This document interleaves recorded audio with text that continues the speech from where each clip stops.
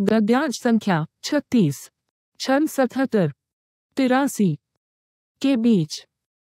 और क्या उस व्यक्ति ने नहीं देखा कि हमने उसे वीर्य की एक बूंद, पानी, तरल की एक बूंद से बनाया है, और अब वो एक स्पष्ट दुश्मन है? और उन्होंने अपने गठन पर विचार न करते हुए हमारे लिए एक उदाहरण प्रस्तुत किया है। उन्होंने कहा, उन हड्डियों को कौन पुनर्जीवित करेगा जबकि वे विघटित हो चुके हैं? उद्धरण चिन्ह। कहो, जिसने उन्हें पहली बार बनाया वो उन्हें पुनर्जीवित करेगा, और वो वही है जो हर गठन को अच्छी तरह से जानता है। वो वही है जिसने तुम्हारे लिए हरे पेड़ से आग, ऑक्सीजन बनाई। अब आप ऑक्सीजन जलाते हैं। क्या जिसने ब्रह्मांड और पृथ्वी का निर्माण किया, क्या वो नहीं है जिसके पास उनके जैसे और भी बहुत कुछ बनाने की शक्ति है? हाँ, सचमुच वो है। और वो वही है जो पूर्ण रूप से बनता है, भलीभांति जानता है। वास्तव में जब वो किसी चीज का इरादा करता है तो उसका आदेश, कार्य उस चीज से कहना है, हो जाओ। और ये तुरंत है।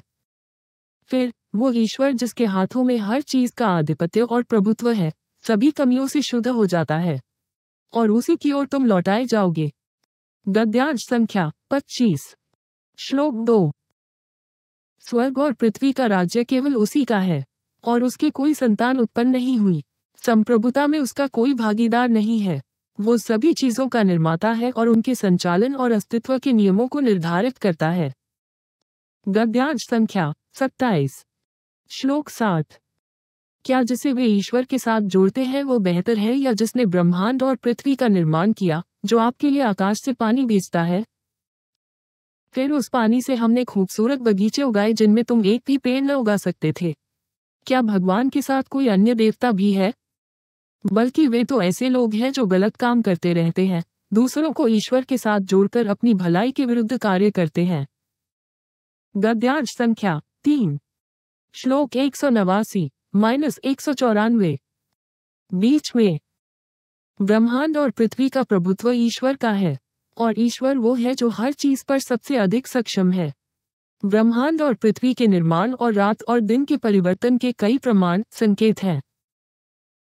निश्चित रूप से उन लोगों के लिए जो खड़े होकर, बैठकर और करवट लेकर लेटकर ईश्वर को याद करते हैं, जो समझने में सक्षम है, जो ब्रह्मांड और पृथ्वी के निर्माण पर विचार करते हैं। हे हमारे भगवान, आपने इसे बिना किसी उद्देश्य के नहीं बनाया है। आप सभी कमियों से शुद्ध हो गए हैं। आपकी सजा से हमारी रक्षा करो। हे हमारे प्रभु, निश्चय ही जिसे तुम उस आग में प्रवेश कराओगे, निश्चय ही तुमने उसे अपमानित किया है।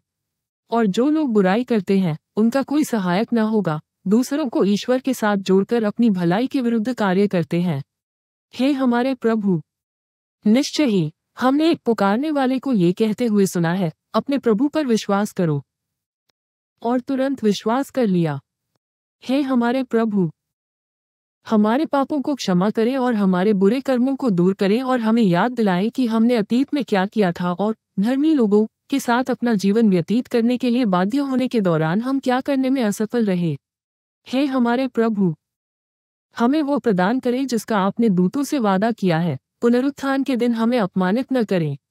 सचमुच तुम अपना वादा नहीं तोड़ते।